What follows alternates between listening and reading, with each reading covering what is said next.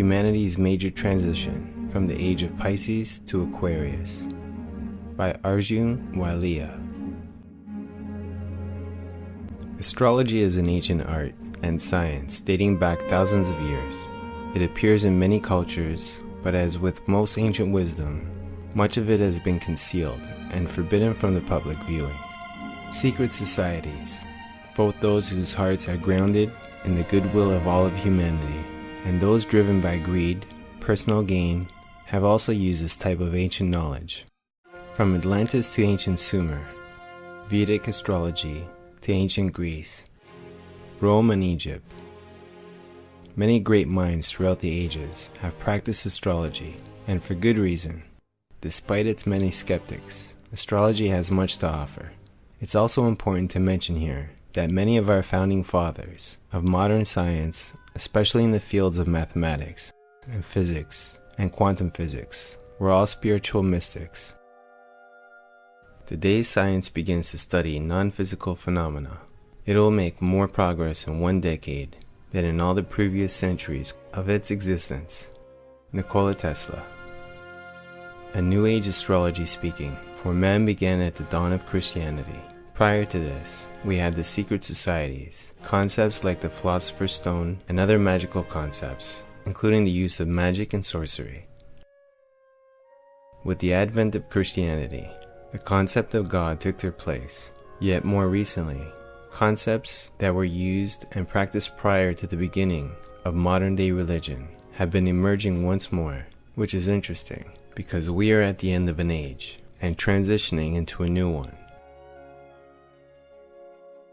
There is discrepancy among experts where exactly we are, but most seem to agree that we are in a very important transition period. In Western astrology, we are transitioning from the age of Pisces to the age of Aquarius.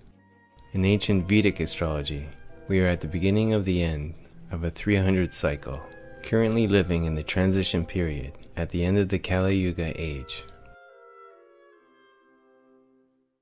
The Vedic doctrine also tells us what Western astrology philosophies do and correlates with the cycles described by ancient Native American wisdom as well.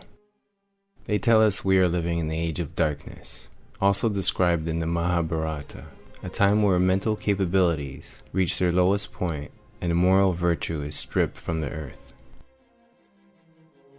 As independent researcher Bibhu Dev Misra writes, when the world's soul is full of blackness and corruption and only a small fraction of virtue remains, it slowly dwindles to zero. At the end of the Kali Yuga, men turn to wickedness, disease, lethargy, anger, anguish and fear of scarcity dominate, penance, sacrifices, and religions.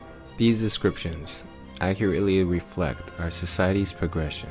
As we move through modern history, this past age, which has lasted approximately 2,100 years, is coming to an end. A conclusion marked by a time when global tensions have never been so high. During this age, humanity has indeed experienced the most darkness, and so it seems, the more ancient a civilization, the more spiritually and technologically advanced they might have been. Also interesting because after this age ends, we will be cycling back to the beginning of an age that hasn't been seen since the time of great knowledge and understanding of the spiritual sciences, mysticism, consciousness, and nonism in general. This all seems to be part of a massive shift in collective consciousness that is going on today. Carl Jung's explanation. Dr. Jung writes, as we know from ancient Egyptian history, these events are symptoms of psychic changes that always appear at the end of one Platonic month and at the beginning of another. There are, it seems, changes in the constellation of psychic dominance of the archetypes or gods, as they used to be called, which bring about or accompany long-lasting transformations of the collective psyche. This transformation started within the historical tradition and left traces behind it. First in the transition from the age of Taurus to that of Aries, and then from Aries to Pisces, whose beginning coincides with the rise of Christianity, mentioned above. We are now nearing the great change, which may be expected when the spring point enters Aquarius.